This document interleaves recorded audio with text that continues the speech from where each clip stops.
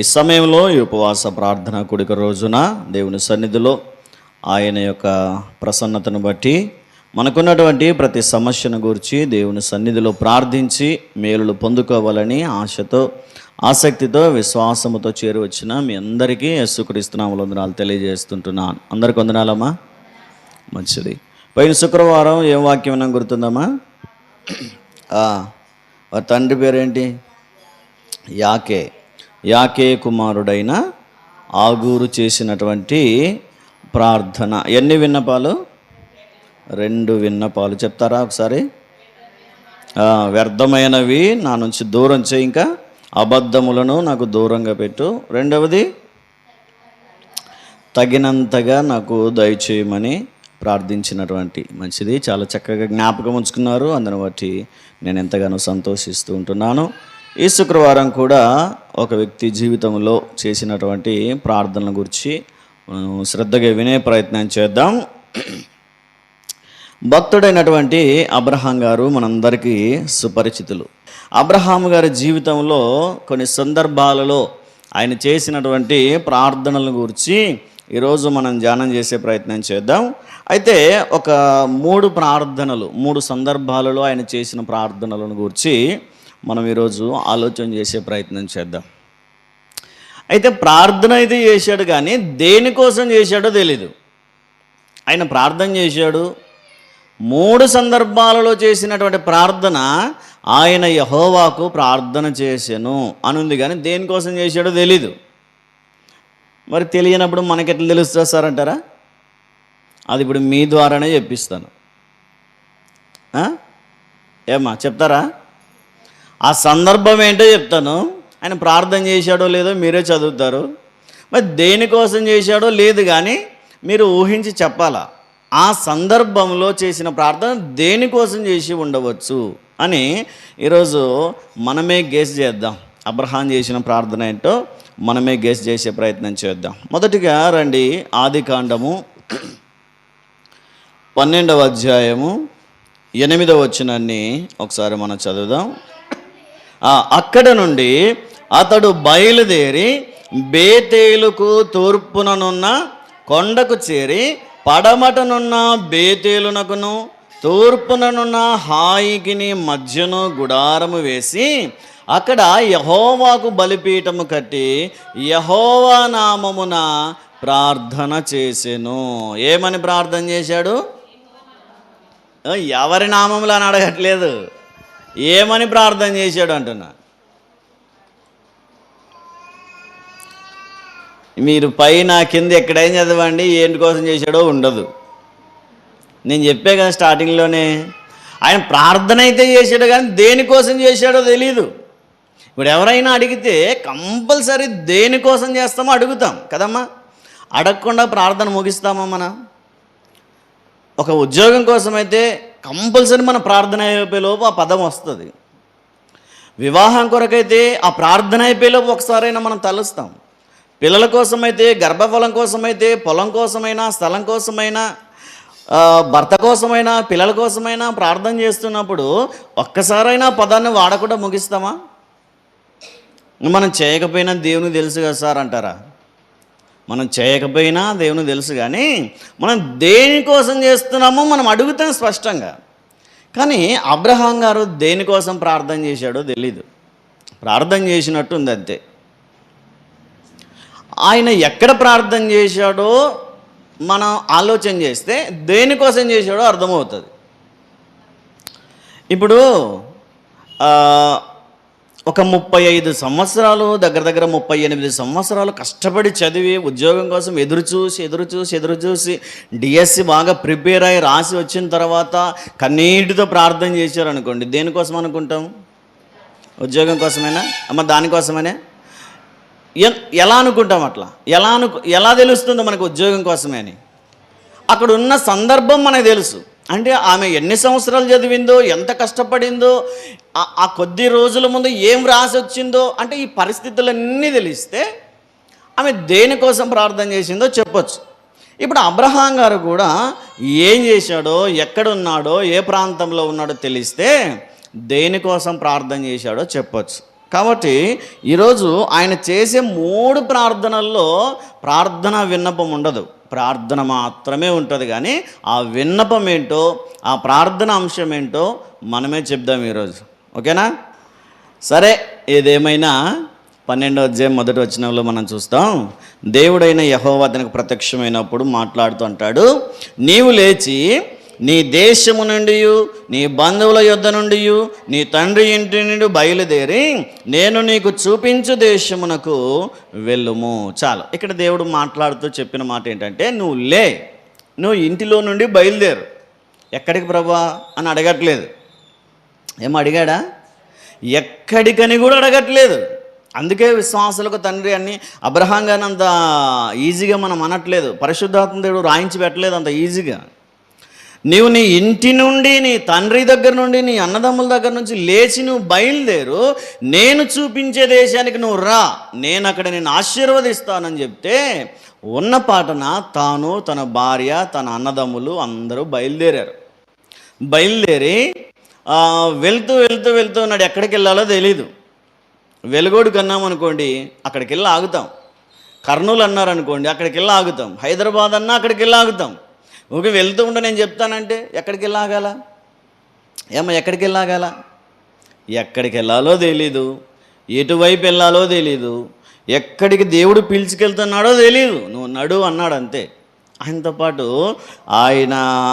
పాటు ఎవరెవరు బయలుదేరారని మనం ఆలోచన చేస్తే 5వ వచనాన్ని చదవండి ఒకసారి. అబ్రాహాము తన భార్య అయిన శారాయిని, తన సహోదరుని కుమారుడైన లోతును, హారానులో తానును వారును ఆర్జించిన యావదాస్తిని, వారు సంపాదించిన సమస్తమైన వాటిని తీసుకొని కానాను వేరు, కనాను వేరు. ఈ పదాలు గుర్తుపెట్టుకోండి. కానాను అనగా ఆశీర్వదించబడిన స్థలం, పాలు తేనెలు ప్రవహించే స్థలం. కనాను దేశం అంటే పాడైపోయి శపించబడిన దుర్మార్గులు నివసించే స్థలం. అయితే ఎక్కడి నుంచి బయలుదేరాడు ఆయన? హారాను అనే ప్రాంతంలో ఉన్నాడు అబ్రహాం గారు. అప్పుడు హారానులో నుంచి బయలుదేరినప్పుడు ఎవరెవరంట? అబ్రహాం గారు, శారాయి తన భార్య, తన కుమారుడు, తన కుమారుడైన లోతు అంటే కుమారుడనే కదమ్మా. తన కుమారుడు, ఇంకా ముగ్గురు వెళ్తే ఈజీనే. అబ్రహాము, తన భార్య, తన కుమారుడు, ముగ్గురు వెళ్తున్నారు. ఈజీగా ఉంటుంది ప్రయాణం. ముగ్గురు వెళ్తే ఏం పెద్ద ఇబ్బంది ఉండదు. కానీ వారితో పాటు ఇంకేం తీసుకెళ్తున్నారు? వారు సంపాదించిన ఆస్తి. స్థలం పొలం ఎలా తీసుకెళ్తాం? తీసుకోవడానికి కాదు. అందుకే స్థలం పొలం కాదు, ఆయన పట్టుకెళ్ళింది తాను ఆర్జించిన ఆస్తి. అంటే పశువులు. ఆయనకు కొన్ని వేల పశువులు ఉండేవి. అప్పుడు యజమానులను ఏ విధంగా ధనవంతులుగా లెక్కించేవారంటే పశువులను బట్టి ఎవరికి ఎన్ని పశువులు ఉంటాయో. చూడండి, ఈ బైబిల్ గ్రంథంలో ధనవంతులని లెక్కేసినప్పుడు వారిని గురించి చెప్తూ ఉన్నప్పుడు చెప్పేది ఏంటంటే ఇల్లు, స్థలాలు, పొలాలు కాదు, ఈ పశువులను గురించే చెప్తారు. యోబును గురించి చెప్పినప్పుడు దేని చెప్పాడు? ఎన్ని బిల్డింగ్లు ఉన్నాయని చెప్పాడా? అంటే పశువులతోనే ధనవంతులు కాదా అని పోల్చేవారు. అంటే ఇప్పుడు అబ్రహాం గారు సంపాదించిన ఆస్తి అంటే ఏది? పశువులు. ఆయన భార్య లోతు బయలుదేరి వెళ్తున్నప్పుడు ఇంచుమించు 2 కిలోమీటర్ల దూరం వచ్చేవంట పశువులు. 2 కిలోమీటర్ల దూరం వరకు ఉన్నాయి పశువులు. అంటే ఎంత సంపాదించి ఉంటాడు చెప్పండి, ఆలోచన చేయండి. ఒక 100 గొర్రెలు ఉన్నాయనుకోండి, మేపేవాడికి ఎంత తలనొప్పి కదా.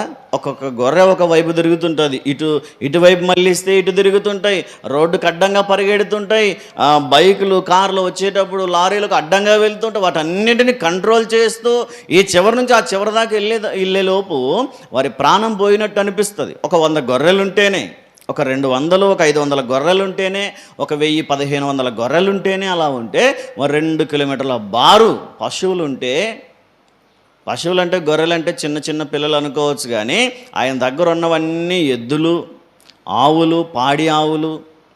నీకెట్లా తెలుసారంటారా? నీకెట్లా తెలుసు సార్, చూస్తే ఏమన్నా అంటారా? 18వ అధ్యాయంలో అంటే ఆయన దగ్గర ఉన్నాయని మనకు క్లుప్తంగా లేదు, కానీ మనం చూస్తాం ఇక్కడ 18వ అధ్యాయము 7వ వచనం చదవండి.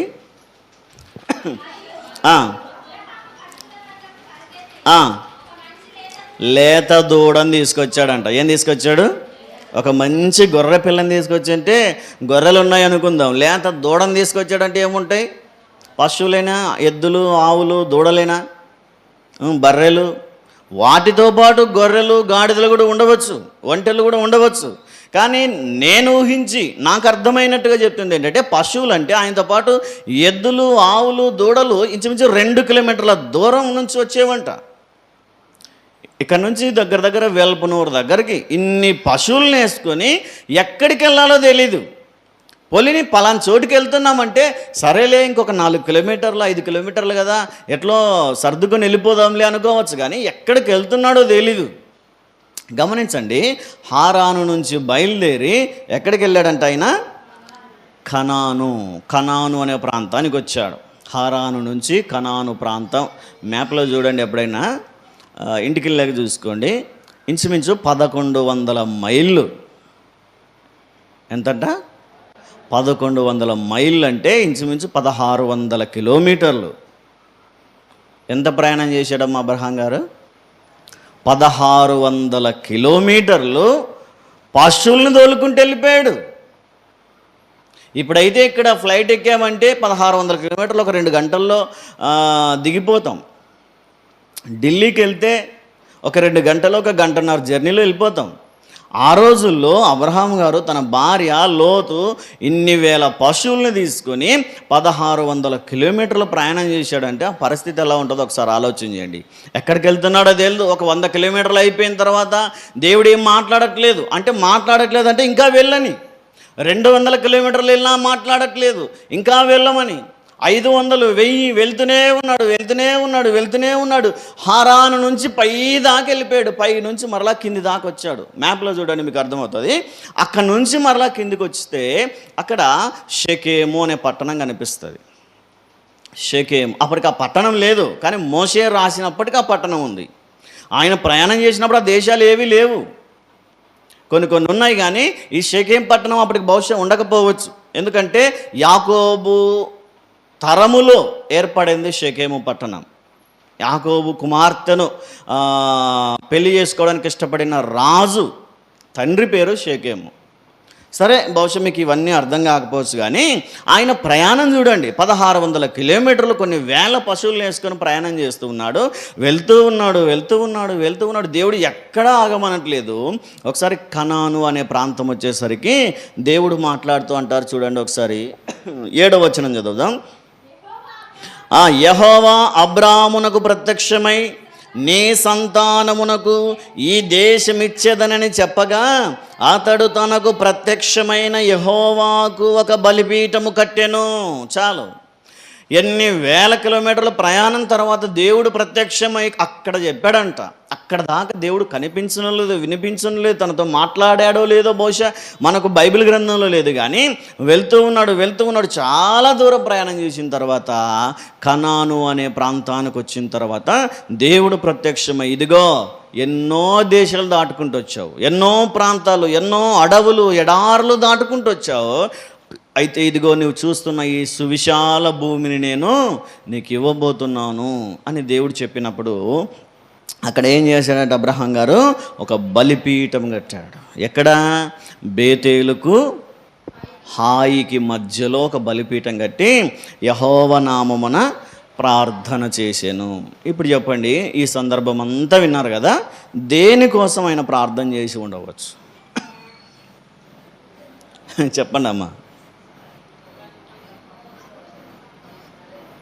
ఇన్ని రోజుల ప్రయాణంలో కాపాడాడని, ఇంకా గెజ్జేయండి, దేనికోసం ప్రార్థన చేసి ఉండొచ్చు? ఇంత చెప్పాను కదా. ఇప్పుడు ఈ చరిత్ర అంతా విన్న తర్వాత అక్కడికి చేరి ప్రార్థన చేశాడు. దేనికోసం చేశాడో తెలియదు, కానీ ప్రార్థన చేశాడు. దేనికోసం చేసి ఉండవచ్చు? మనం ఆలోచన చేస్తే ఇంకా మీకు క్లియర్గా అర్థం కావడానికి చెప్తాను చూడండి. పైన 6వ వచనం చదవండి ఒకసారి. అప్పుడు అబ్రాము షెకెమునందలి ఒక స్థలము దాకా ఆ దేశ సంచారము చేసి మోరే దగ్గరనున్న సింధూర వృక్షమునొద్దకు చేరెను. అప్పుడు కనానీయులు ఆ దేశములో నివసించిరి. చాలు, ఈ వచనాన్ని నేను వివరిస్తాను వినండి. ఆ దేశానికి వచ్చాడు, దేవుడు కనిపించి చెప్పాడు, ఇదిగో అబ్రామా, ఈ ప్రాంతాన్ని నీకు ఇస్తాను అన్నాడు. ఆ ప్రాంతంలో అప్పటికే ఎవరున్నారంట? కనానీయులు ఉన్నారు. ఇప్పుడు కనానీయులు ఎవరో మనకు తెలియాలా? తెలుసమ్మా కనానీయులు ఎవరో? తెలీదు. కనాను తండ్రి ఎవరు? తెలీదు. కనాను తాత ఎవరు? ఆయన ముత్తాత ఎవరు? అన్నీ చెప్తాను క్లియర్గా, మీరు వినండి. మీరు వింటే ఇట్లాంటివి చాలా నేర్చుకుంటాం. నోవాహు తెలుసా? నోవాహు ఐడియా ఉందా? నోవాహుకి ఎంతమంది కొడుకులు?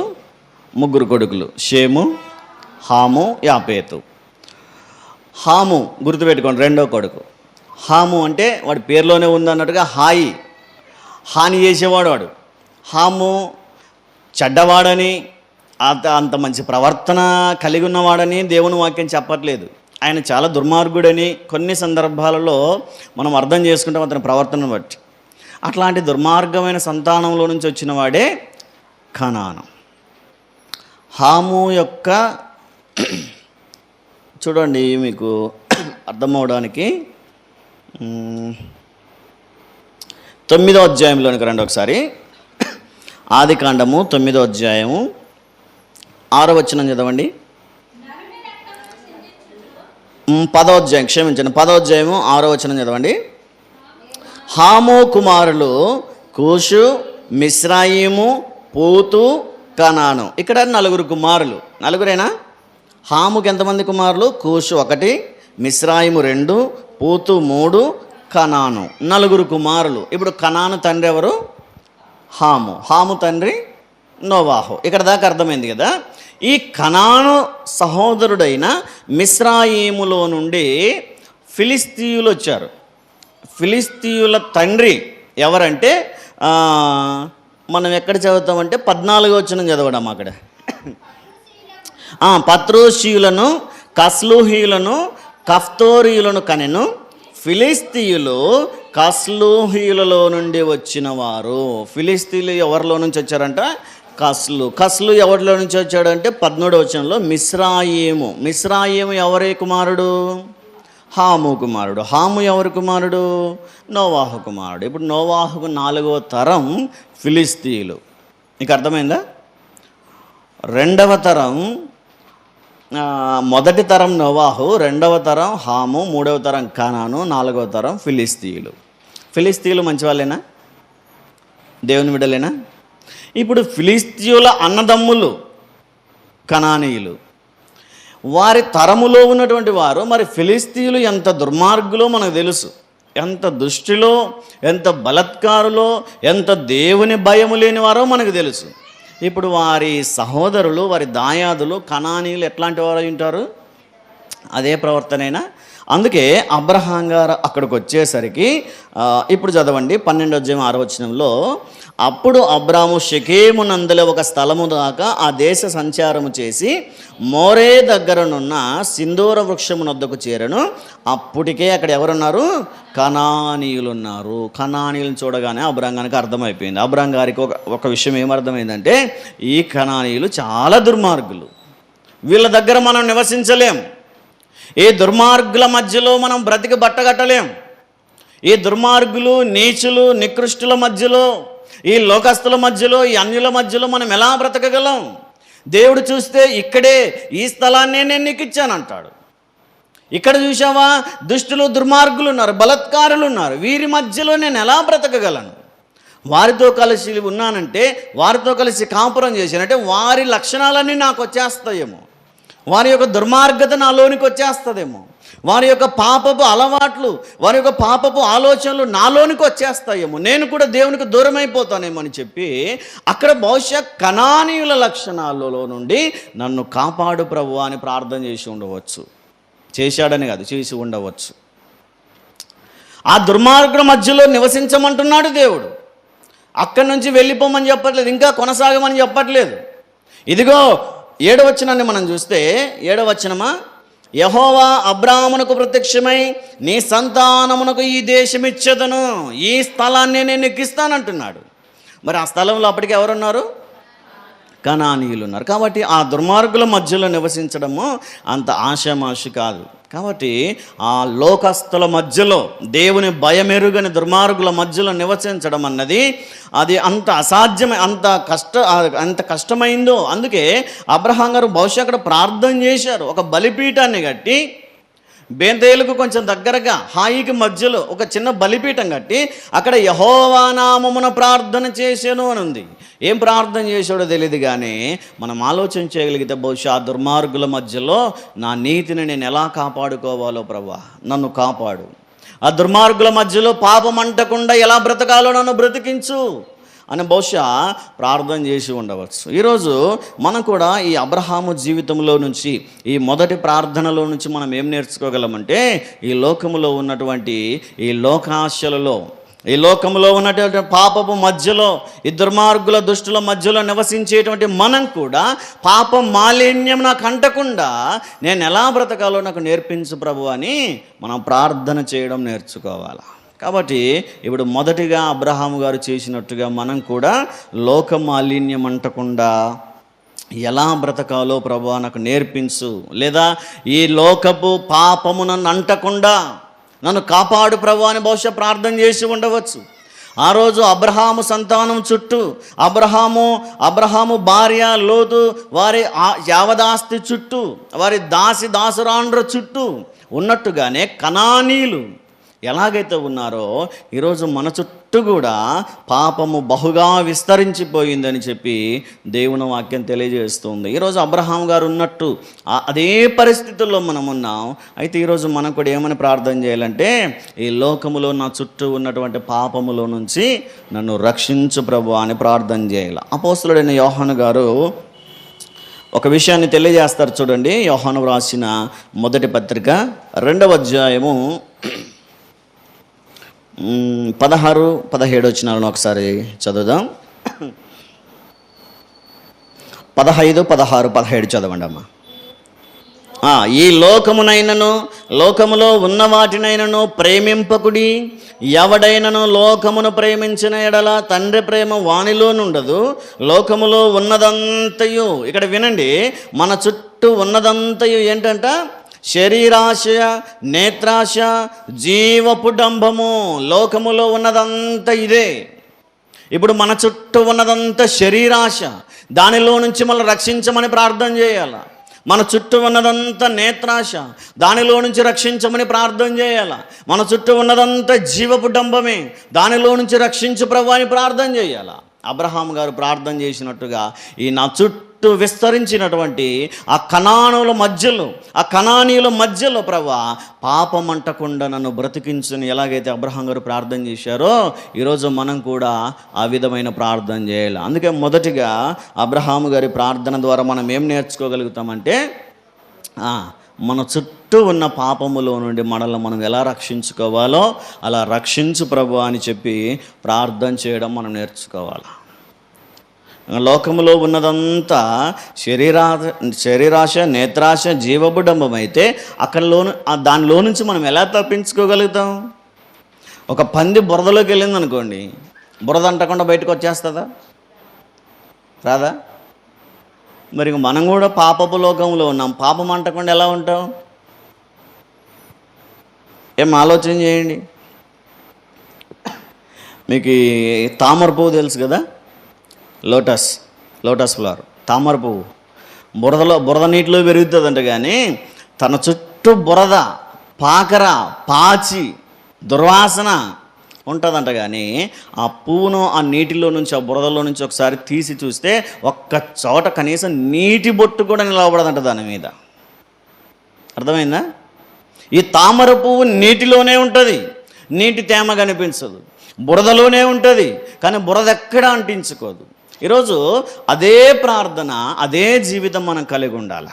ఈ లోకములోనే ఉంటాం, ఇక్కడ నుంచి ఎక్కడికి వెళ్ళలేం.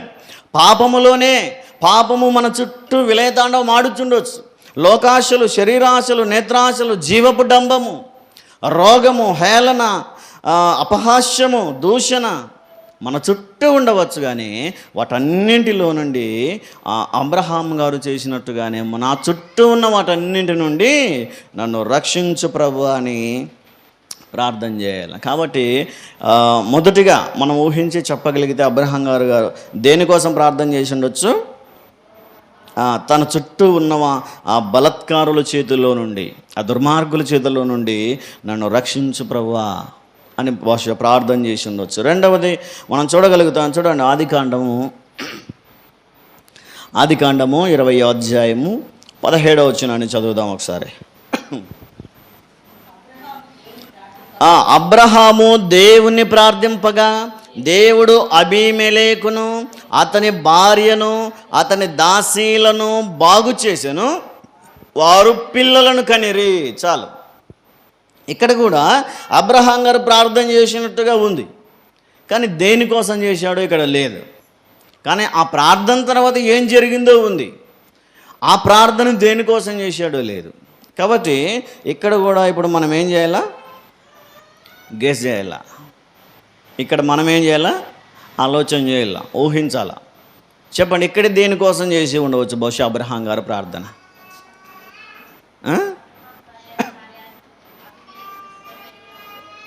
విడిపించమని ప్రార్థన చేశాడా?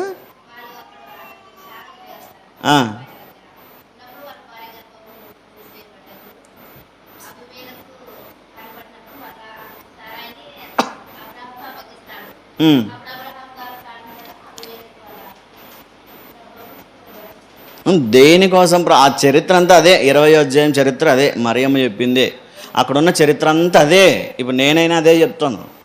కాకపోతే దేనికోసం ప్రార్థించాడని? సంతానం కోసమేనా?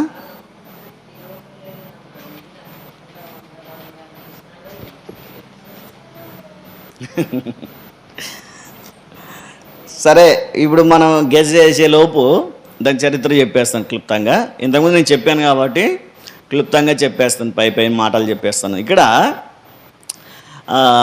అబ్రహాం గారు కొంచెం ముందుకు వచ్చేసి ఐగుప్తు దేశానికి వెళ్ళిపోయాడు. 19వ అధ్యాయంలో చూస్తే 13వ అధ్యాయంలో 13వ అధ్యాయంలో ఐగుప్తు దేశానికి వెళ్ళిపోతాడు. అక్కడ నుంచి అక్కడ ఒక అవమానం జరిగి తన భార్యను ఐగుప్తు రాజైన ఫరో పెళ్లి చేసుకోవడానికి చూస్తే ఆ ఆపదలో నుంచి బయటపడి మరలా ముందుకు వెళ్ళిపోతే అటు వెళ్తూ ఉండగా గెరార్ అనే ప్రాంతం వచ్చింది. ఈ గెరార్ అనేది ఫిలిస్తీయుల ప్రాంతం. చెప్పండి, ఎవరి ప్రాంతం అది? ఫిలిస్తీయులు మంచి వాళ్ళేనా? ఇందాక అడిగాను కదా. ఫిలిస్తీయుల రాజు ఎవరంట? రాజు ఎవరో తెలీదు. అబీమెలెకు అని రాయబడింది. అబీమెలెకు అనేది రాజు పేరు కాదు, ఆ పోస్ట్ పేరు అది. హెడ్ మాస్టర్ ఉన్నాడు అనుకోండి, స్కూల్లో హెడ్ మాస్టర్ సార్ అంటాం, అది ఆయన పేరా? ఆయన పోస్టా? ప్రధానమంత్రి అంటాం, ఆయన పేరా? అది పోస్టా? ఎమ్మెల్యే అంటాం, ఆ పోస్టా పేరా? ఇప్పుడు అబీమెలెకు అంటే అది ఒక పోస్టు. ఎవరు అంటే మాలిక్ అంటే రాజు అని అర్థం. హిందీలో మాలిక్ అంటాం, హిబ్రూలోనైనా మాలిక్ అంటాం, అంటే రాజు అనే అర్థం. అభా అంటే తండ్రి అని అర్థం, అంటే తండ్రి అయిన రాజువారని, తండ్రి అయిన రాజుగారని అర్థం. అంటే ఇప్పుడు అబీమెలెకు అంటే ఫిలిస్తీయుల రాజు అని అర్థం అంతే, ఆయన పేరు కాదు అది. ఫరో అంటే ఫరో అన్నది కూడా పేరు కాదు, ఐగుప్తీయుల రాజు పోస్ట్ అది, ఆ స్థానం అది. ఫరో అంటే రాజు. సరే, అబీమెలెకు గారు అబ్రహాము శారా రావడం చూసి, శారా చాలా బాగుంది కదా, చాలా అందంగా ఉంది, ఈమెను తీసుకెళ్ళిపోయి పెళ్లి చేసుకుందాం అనుకున్నాడంట. శారాను తీసుకెళ్ళిపోయి పెళ్లి చేసుకుందామంటే శారా పక్కన ఒకరు ఉన్నారు. ఎవరు? అబ్రహాం గారు ఉన్నారు. ఇప్పుడు అబ్రహాంని ఒకవేళ భర్త అయితే చంపేసి పెళ్లి చేసుకోవాలా, తమ్ముడు అన్నం అయితే వదిలేసి పెళ్లి చేసుకోవాలా. ఇప్పుడు అబ్రహాం గారు ఏం చెప్పారంటే, అమ్మా నేను భర్త అని చెప్పేవాటి నన్ను చంపేస్తారు, కాబట్టి నీ భర్త అని చెప్పొద్దు, నన్ను ఏమని చెప్పాలా? అన్న అని చెప్పు. భార్య ఏమని చెప్పాలంట? ఏమని పిలాలి ఇప్పుడు ఇంట్లోనా? ఏమని పిలాలమ్మా భర్తని? అన్నాన్ని మిలాలంట. అదే చెప్తున్నాడు. ఇదే సందర్భమే ఐగుప్తులో ఒకసారి ఎదురైంది. ఇంకొక విషయం ఏంటంటే ఇదే సందర్భమే ఇస్సాకు జీవితంలో కూడా జరిగింది. ఇస్సాకు రిబ్కాతో అంటాడు ఒకసారి, అమ్మా నువ్వు నన్ను అన్నా అని చెప్పు అంటాడు. తండ్రి చేసిందే కొడుకు చేస్తాడు. బైబిల్లో ఉంటుంది కదా, తండ్రి ఏమి చేయుట కుమారుడు చూసినా కుమారుడు అదే చేయను కానీ వేరే చేయడు. కాబట్టి తల్లిదండ్రులే మొదటి గురువులు అంటారు. మొదటి నేర్పించగలిగిన వారు తల్లిదండ్రులే. తల్లిదండ్రులను చూసే పిల్లలు నేర్చుకుంటారు అన్న దానికే. ఇక్కడ అబీమెలెకు చూసి శారా చాలా సౌందర్యంగా ఉంది, అందంగా ఉందని చెప్పి ఆమెను తీసుకెళ్ళిపోయాడు. రే భర్త అయితే చంపేయండి, అన్న అయితే వదిలిపెట్టరండి అంటే అన్న అని చెప్పింది. ఎవరు చెప్పారు? ఆమె చెప్పింది. ఈయన మా అన్న అండి అనింది. సరేలే అన్న అయితే వెళ్ళిపో అని చెప్పేసి ఆయన పంపించేసి శారాన్ని తీసుకెళ్ళిపోయి ఇంట్లో పెట్టుకున్నాడంట. ఇంట్లో పెట్టుకున్నాడంటే ఇక ముహూర్తం చూసి పెళ్లి చేసుకుందామని. ఈ ముహూర్తం చూసేలోపు రాత్రి పడుకున్నప్పుడు దేవుని దూత వచ్చింది ముహూర్తం చూడడానికి. ఎవరు ముహూర్తం చూడడానికి? అబీమెలెకు ముహూర్తం చూడడానికి. అంతేనా? అంతం చూడడానిక? ముహూర్తం చూడడానిక? అంతం చూడడానికి. దేవుని దూత దిగొచ్చి అబీమెలెకుతో మాట్లాడుతుంది. రే ఎవరు అనుకున్నావురా? శారా నా బిడ్డ. దేవుని దూత మాట్లాడుతూ, ఇదిగో ఈమె వాగ్దాన కుమారుని కనబోతున్నటువంటి బిడ్డ, దేవుడు ఏర్పరచుకున్న స్త్రీ ఈమెను ఎలా ముడతావో నేను చూస్తాను రా అని చెప్పి దేవుని దూత నిలవబడినప్పుడు అతడు ఆ తేజస్సును, ఆ ప్రకాశమైన ఆ ముఖాన్ని చూసినప్పుడు భయపడిపోయాడు. ఇదేంటిది, ఇంత వెలుగుతో ఇంత ప్రకాశమానంగా ఉన్నవాడు ఈయన ఎవరు అసలా అని చూస్తూ ఉండగానే దేవుని దూత ఖండితంగా ఆజ్ఞాపించేసింది, ఆమెను ముట్టావో చస్తావు జాగ్రత్త అనింది. ఆమె విషయంలో నువ్వు చచ్చినవాడు అని చెప్పింది. చూడండి ఒకసారి 20వ అధ్యాయము 3వ వచనాన్ని ఒకసారి చదువుదాం. అయినను రాత్రివేళ దేవుడు స్వప్నమందు అబీమెలెకు నొద్దకు వచ్చి, నీవు నీ ఇంట చేర్చుకొనిన స్త్రీ ఒక పురుషునికి భార్య గనుక ఆమె నిమిత్తము నువ్వు చచ్చిన వాడవు సుమా అంటున్నాడు. ఆమె నిమిత్తము నువ్వు చచ్చిన వాడవు. ఆమెను ముట్టుకోవడానికి వీల్లేదు, ఆమెను తాకడానికి వీల్లేదు, ఆమెను చూడడానికి కూడా వీల్లేదని చెప్పి ఖండితంగా ఆజ్ఞాపించి వెళ్ళిపోతే అప్పుడు చింత చేస్తూ కూర్చున్నాడు. అబీమెలెకు రాజుగారికి అర్థం కాలేదు. ఏంటిది, ఈమె ఎవరో దైవాంశ సంభూతురాలేమో అనుకున్నాడు. ఈమె ఎవరో ఏర్పాటు చేయబడిన జనాంగమేమో అని అర్థమైపోయింది అబీమెలెకు. అందుకే పొద్దున్నే లేవగానే అబ్రహాం గారి దగ్గరకు వచ్చి, అయ్యా అబ్రహామా, నువ్వు దేవుని దాసుడవు, నువ్వు దేవుని బిడ్డవు, నువ్వు దేవుని ద్వారా ఆశీర్వదించబడిన వాడవు గనక నేనేం పాపం చేశానా, నన్ను చంపడానికి ప్లాన్ చేసావన్నాడు. అబ్రహాం ప్లాన్ చేశాడా? వాడు సొంతం తీసుకెళ్ళిపోయాడా? కొన్నిసార్లు తెలియక తీసుకెళ్ళిపోతారు, కానీ దెబ్బ పడితేనే దయ్యానికి ఏం గురువు అంట? దయ్యానికి దెబ్బే గురువు అంటారు. దెబ్బ పడితేనే ఎవరికైనా అర్థమయ్యేది.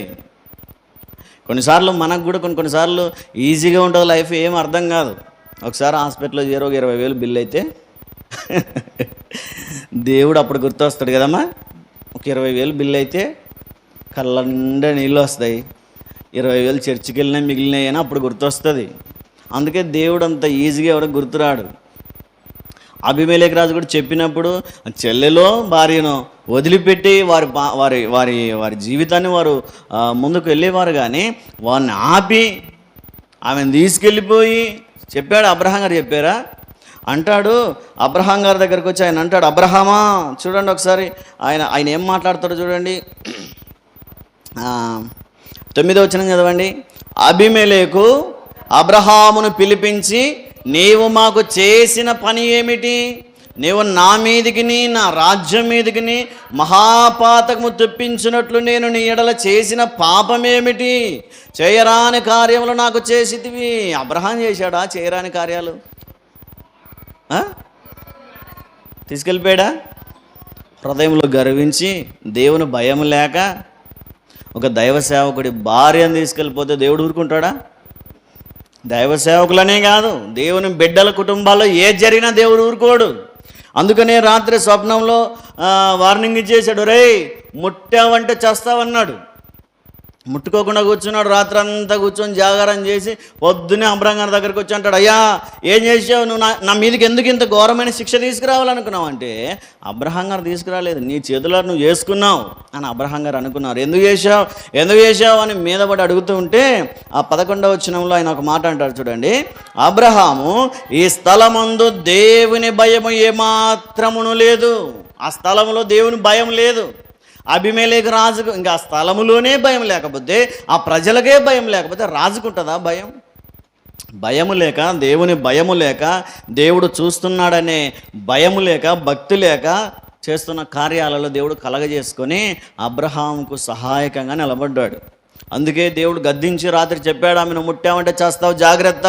మరి ఏం చేయాలి ప్రభువా అంటే, ఆమెను వదిలిపెట్టి ఆమె ద్వారా ఒక వాగ్దాన కుమారుణ్ణి నేను అనుగ్రహించబోతున్నాను. 20వ అధ్యాయంలో వారంగా ఇచ్చాడు. 21వ అధ్యాయంలో కొడుకు పుట్టాడు షారాకు. ఎంత గొప్ప ఆశ్చర్యకారమే చూడండి. ఒక అధ్యాయం వెనక ఒక కొడుకు పుట్టింటే ఎవరు కొడుకు పుట్టేవాడు? అబీమెలెకు కొడుకేనా? కానీ దేవుడు అట్లా జరగనివ్వడు కదా. అందుకే ఆ గద్దించిన వెంటనే దేవుడు చెప్తూ ఉంటున్నాడు, నువ్వు వెళ్ళి అబ్రహాముతో ప్రార్థన చేయించుకో. ఏడో వచ్చినాన్ని మనం చదువుతాం చూడండి.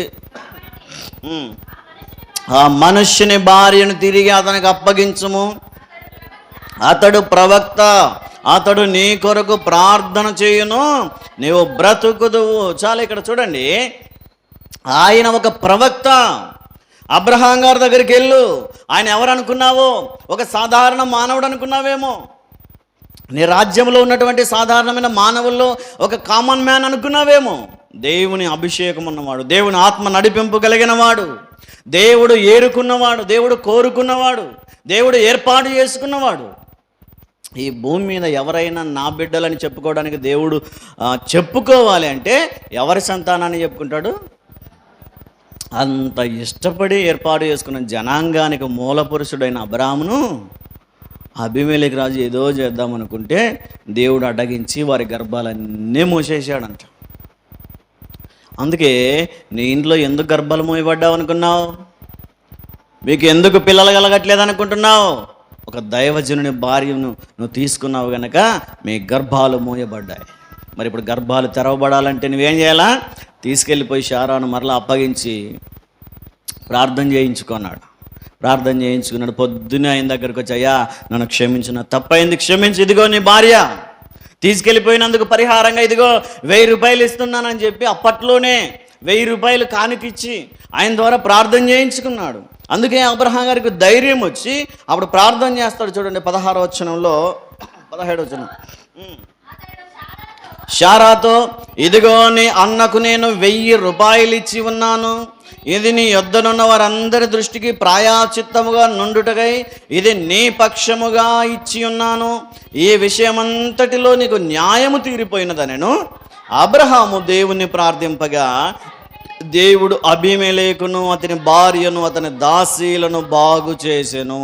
చాలా ఇక్కడ చూడండి, ఎప్పుడైతే ప్రార్థన చేశాడో అబీమెలెకు కుటుంబం అంతా బాగుపడిందంట. అప్పటిదాకా ఏమైపోయారు? చెడిపోయారు. అప్పటిదాకా గొడ్రాలుగా మిగిలిపోయారు. అప్పటిదాకా వారు ఏం చేసినా కలిసి రావట్లేదు. అప్పటిదాకా ఏం చేసినా ముందుకు కొనసాగలేకపోతున్నారు. ఏం చేసినా నెమ్మది లేదు, ఏం చేసినా సమాధానం లేదు, ఏం చేసినా వారి హృదయాలలో సంతోషం లేదు, ఐక్యత లేదు. వారి కుటుంబాలలో ఆర్థికంగా ఇబ్బందులు, అప్పుల సమస్యలు. కారణం ఏంటంటే ఒక దైవ సేవకునికి వ్యతిరేకంగా ప్రవర్తించినందుకు. వెంటనే అబ్రహాం గారు ప్రార్థన చేసిన వెంటనే వారు బాగుపడ్డారట. హల్లెలూయా, హల్లెలూయా. దైవ సేవకుడు ప్రార్థన చేస్తే బాగుపడతారు. ఈ విషయం గమనించండి. ఎప్పుడైనా సరే, ఏ పరిస్థితుల్లోనైనా మనం ఏదైనా చేసినటువంటి తప్పులు, అపరాధాలున్న మన్నించి మన దేవుని దగ్గర అడిగి దైవ సేవకుల ద్వారా ప్రార్థన చేయించుకుంటే మనం బాగుపడతాం. అలా కాకుండా మన సొంతానుసారంగా, మన ఇష్టానుసారంగా మనం జీవించి మన నిర్ణయాలు మనం తీసుకుంటూ వెళ్ళిపోయామనుకోండి, అబీమెలెకులాగే దైవ సేవకులు ప్రార్థన చేసేంత వరకు వెళ్తూనే ఉంటారు. ఇంకా అది శాపం ఎన్ని రోజులు, ఎన్ని సంవత్సరాలో తెలియదు. దైవ సేవకుని దగ్గరికి వచ్చి ప్రార్థన చేయించుకోవాలి. అందుకే దైవ సేవకుడు ప్రవక్త అయిన అబ్రాహాం గారు ప్రార్థన చేశాడు. ప్రార్థన చేసిన వెంటనే వారు బాగుపడ్డారని దేవుని వాక్యం తెలియజేస్తుంది. ఇక్కడ ప్రార్థన చేయడానికంటే ముందు అబ్రహాం గారి మనస్సు ఒకసారి మనం ఆలోచన చేద్దాం. ఈడు నాకెంతో కీడు చేశాడు కదా, అబీమెలెకు మేలు చేశాడా కీడు చేశాడా? కీడు చేశాడు. వీడు నాకు ఎంతో నష్టం కలిగించాడు, నా భార్యను తీసుకెళ్ళిపోయాడు, నన్ను అవమానించాడు, అనేకులు ఎదుట నన్ను నవ్వులు పాలు చేశాడు, ఇట్లాంటి వాడు చెడిపోవడమే నాకు కావాలనుకోవాలా? నిజమేనమ్మా? మామూలుగా అయితే ఇట్లాంటి వాడికి నేను ఎందుకు ప్రార్థన చేస్తాను అనుకోవాలా? ఇట్లాంటి వాడు చెడిపోవడమే నాకు కావాలనుకోవాలి. కానీ అవేవి మనసులో పెట్టుకోకుండా తనకు నష్టం కలిగించినా, తనకు కీడు జరిగించినా సరే అతని శత్రువు కోసం అతడు ఏం చేశాడు? ప్రార్థన చేశాడు. ప్రభువా, వీడు ఎలాంటి వాడైనా పర్వాలేదు తండ్రి, నువ్వు బాగు చేయగలవనే విశ్వాసం నాలో ఉంది, వీడు బాగుపడాలన్న ఆశ నాలో ఉంది, కాబట్టి నేను చేయి, బాగు చేయమని ప్రార్థన చేసిన వెంటనే అతని కుటుంబం అంతా బాగుపడిపోయారంట. ఈరోజు రెండవదిగా అబ్రహాము గారి ద్వారా, ఆ ప్రార్థన ద్వారా మనం ఏం నేర్చుకోవాలంటే, ఎవరైనా కీడు చేసినా, ఎవరైనా నష్టం కలిగించినా, ఎవరైనా దూషించినా, హేళన చేసినా, అవమానించినా, ముఖం మీద తిట్టినా సరే వారి కోసం మనం ఏం చేయాలా? ప్రార్థన చేయాల్సిందే, తప్పదు. దేవుని బిడ్డలుగా మనకు అదొక మంచి లక్షణం. అది ఎవరి కోసమైనా సరే ప్రార్థన చేస్తాను, కానీ ఆమె పేరు మాత్రం చెప్పద్దు సార్ అంటారు కొంతమంది కదమ్మా. సంఘంలో అందరూ కూర్చొని ప్రార్థన చేసేటప్పుడు, అమ్మా పలానా ఆమెకు ఆరోగ్యం బాగాలేదంటే, బాగా అట్టే కావాలలే సార్ అంటారు కదా. అట్లా అంటే మనం దేవుని బిడ్డలమేనా? ఇప్పుడు మనం దేవుని బిడ్డలం అంటే ఏ లక్షణం ఉండాలి మనలో? శత్రువుల కోసం సహా మనం ప్రార్థన చేయగలిగే మనసు మనలో ఉండాలా? అబ్రహాం గారు అబీమెలెకు కోసం ప్రార్థన చేశాడంటే చదవడానికి ఈజీగా ఉంది. అబ్రహాం గారి అబీమెలెకును తలుసుకుంటే ఆ వెనక ఎంతో అవమానం ఉంది, ఎంతో బాధ. ఇప్పుడు భార్యను తీసుకెళ్ళిపోయాడంటే అంత చిన్నగా ఉంటుందమ్మా పరిస్థితి. ఎంతమంది ఎగతాళిగా నవ్వి ఉండవచ్చు, ఎంతమంది ఆయన చూసి, రే నీ భార్యను పట్టుకెళ్తే నువ్వేం చేయలేకపోయావు కదరా, నువ్వు మరలా దేవుని బిడ్డ అంట, మరి ప్రార్థన చేస్తాడంట, అయినా మరి ప్రవక్త అంట, నీ భార్యను నువ్వు కాపాడుకోలేవు, మాకేం చెప్తావు పో అని ఎంతమంది అన్నారు అబ్రహాం గారిని. ఈ అవమానాలు, ఈ కన్నీళ్ళు, ఈ బాధలు ఎన్ని దాచుకున్నాడు, వాటన్నింటినీ దాచుకొని అవమానం కలిగించిన వాడి కోసం ఏం చేశాడు? ఆయన ప్రార్థన చేశాడు. ఈరోజు రెండవదిగా మనం ఏం నేర్చుకోవచ్చు అంటే, మన శత్రువుల కోసం మనం ఏం చేయాలా? ప్రార్థన చేయాలి. మనం బాగా అనుకూలంగా ఉన్నవారి కోసం ప్రార్థన చేసి, మనకు అనుకూలంగా మాట్లాడేవారు మనవారు, మన బంధువులు అనుకున్న వాళ్ళు మాత్రమే ప్రార్థన చేసి, మిగతా వాళ్ళు ఏమైపోయినా పర్వాలేదంటే మనం దేవుని బిడ్డలం కాం. ఈరోజు ఆలోచన చేయండి. అందుకే అబ్రహాం గారి ద్వారా రెండవ ప్రార్థన విన్నపం ద్వారా మనం ఏం నేర్చుకోవచ్చు అంటే, మన శత్రువుల కోసం మనము ప్రార్థించడం నేర్చుకోవాలి. అందుకే ప్రభువైన యేసుక్రీస్తు వారు కూడా ఆ విషయాన్ని చాలా ప్రాముఖ్యంగా ప్రస్తావించినట్టుగా మనం చూస్తాం. చూడండి ఒకసారి మత్తయి సువార్త 5వ అధ్యాయము 44వ వచనాన్ని ఒకసారి మనం చదువుదాం. 5వ అధ్యాయము 5వ అధ్యాయము 44వ వచనం. నేను మీతో చెప్పునదేమనగా, మీరు పరలోకమందున్న మీ తండ్రికి కుమారులయుండునట్లు మీ శత్రువులను ప్రేమించుడి, మిమ్మును హింసించు వారి కొరకు ప్రార్థన చేయుడి. దేవుడు చెప్తూ ఉన్నాడు. స్వయంగా తన నోటి ద్వారా చెప్పినటువంటి ఒక ఆజ్ఞ, లేదా ఒక హెచ్చరిక, లేదా ఒక బాధ్యత. ఎవరైతే మనల్ని దూషించారో వారి కోసం మనం ప్రార్థన చేయాలి. ఎవరైతే అవమానించారో వారి కోసం మనం ప్రార్థన చేయాలా. ఎవరైతే నష్టాన్ని కలిగించారో వారి కోసం మనం ప్రార్థన చేయాలా. మన ఎదురుగా అనకపోయినా ఇతరులతో మాట్లాడుతూ ఉంటారు మన గురించి చెడుగా. మన ఎదురుగా మాట్లాడారనుకోండి, మనను గురించి ఇతరులతో మాట్లాడతారు. ఆమె గురించి నాకు తెలుసులేండి, ఆయన గురించి నాకు తెలుసులేండి, ఇట్లా విషయాలన్నీ మాట్లాడుతుంటారు. ఎవరి ద్వారా ఒకరి ద్వారా మనకు తెలుస్తాయి. అప్పుడు ఎట్లుంటుంది మన మనసు? సరే, ఏదేమైనా మనం ఏం చేయాలి? అబ్రహాం గారి ద్వారా రెండవదిగా శత్రువులను సహితం ప్రేమించగలిగేలా మనం ఉండాలి. మొదటిగా ఏం నేర్చుకున్నాం? మన చుట్టూ ఉన్న పాపపు లోకం మనకు అంటకుండా యథార్థంగా పరిశుద్ధంగా ఎలా జీవించాలో అని దేవుని దగ్గర ప్రార్థన చేయాలి. రెండవదిగా మనల్ని హింసించిన వారి కొరకు, మన శత్రువుల కోసం మనం ఏం చేయాలా? ప్రార్థన చేయాలి. మూడవదిగా ఆయన చేసిన ప్రార్థన అక్కడే ఆ పక్కన అధ్యాయంలోనే 21వ అధ్యాయము 33వ వచనాన్ని ఒకసారి చదవండి, త్వరగా మనం ముగించుకుందాం. బెయేర్షెబాలో ఒక పిచుల వృక్షము నాటి అక్కడ నిత్యదేవుడైన యెహోవా పేరట ప్రార్థన చేసెను. ఏం చేశాడంటే ఆయన? ఏమని ప్రార్థన చేశాడు? కనిపించిందా ఇక్కడ కూడా? ఇక్కడ కూడా లేదు. నేను అందుకే స్టార్టింగ్లోనే చెప్పాను మీకు, అర్థం ఉంటుంది కానీ ప్రార్థన విన్నపం ఉండదు, అంశం ఉండదని చెప్పాను. గుర్తుందా? మొదట్లోనే ఎగిరిపోయాయా? పెంచి మీద ఆవిరి కదా వెళ్ళిపోయినట్టు వెళ్ళిపోయాను కాక మైండ్లో నుంచి. ఇక ప్రార్థన చేస్తున్నాడు, దేనికోసం చేశాడో తెలియదు.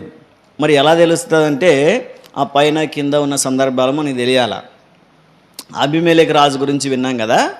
అబీమెలెకు రాజుకి కొంతకాలం తర్వాత అర్థమైపోయింది ఎందుకు అబ్రహాం అంతగా ఆశీర్వదించబడుతున్నాడు, అబ్రహాం ఏం చేసినా సక్సెస్ అవుతుంది, ఎందుకు అబ్రహాం గారు ఏ పని చేసినది ముగించబడుతుంది, అబ్రహాం ఏం చేసినా విజయం వస్తుంది, అబ్రహాం గారు ఏం తలపెట్టినా కార్యం సఫలమవుతుంది. కారణం ఏంటంటే ఆయనకు అర్థమైంది, అబీమెలెకు రాజుకు, ఆయన సైన్యాధిపతి గారికి అర్థమైన విషయం ఏంటంటే దేవుడు అబ్రహాముకు తోడున్నాడు. అందుకనే అబీమెలెకు రాజు వచ్చి అంటాడు చూడండి, 21వ అధ్యాయము 22వ వచనాన్ని ఒకసారి మనం చదువుదాం. ఆ కాలమందు అబీమెలెకును అతని సేనాధిపతి అయిన ఫీకోలును అబ్రహాముతో మాట్లాడి, నీవు చేయు పనులన్నింటిలోనూ దేవుడు నీకు తోడయ్యున్నాడు గనక నీవు నన్నైనను నా పుత్ర పౌత్రాదులనైనను వంచింపక నేను నీకు చేసిన ఉపకారము చొప్పున నాకును నీవు పరదేశివయ్యున్న ఈ దేశమునకు చేసేదనని దేవుని పేరట ఇక్కడ నాతో ప్రమాణము చేయమని చెప్పాను. చాలు, ఇక్కడ చూడండి, నేను ముగిస్తాను వినండి.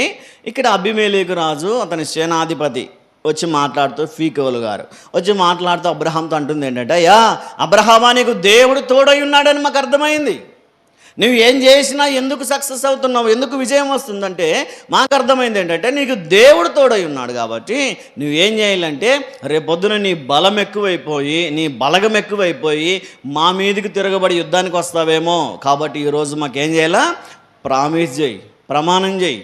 ఏమని చేయమంటారంటే, ఎప్పటికీ లైఫ్లో నేను మీ మీదకి యుద్ధానికి రాను, ఎప్పటికీ మీకు విరోధంగా ఉండను, ఎందుకంటే మీ దేశంలో నివాసం ఉన్నాను కనుక మీకు కానీ మీ కొడుకులకు కానీ, ఆ తర్వాత మీ పౌత్రాధిపతులు అంటే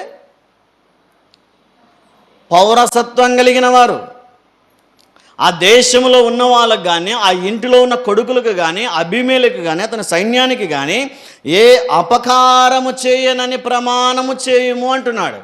అబ్రహాం గారు వెంటనే అన్నాడు, అయ్యా నాకేమి ఇబ్బంది లేదు, మీతో సమాధానంగా ఉంటాను, నేను ప్రమాణం చేస్తాను, అయితే నాదొక కండిషన్ అన్నాడు. అబ్రహాం గారు ఒక కండిషన్ పెట్టాడు. ఏంటి ఆ కండిషన్ అంటే, ఒకప్పుడు నేను దిక్కుదాయి లేకుండా మీ దేశానికి వచ్చినప్పుడు నేను ఏదో చేసుకుందాం, పని చేసుకుందాం, పొలం చేసుకుందామని నేను కొన్ని బావులు త్రవ్వించి పెట్టుకున్నాను. చక్కగా జలములు పడినటువంటి ఓటలు దొరికాయి నాకు.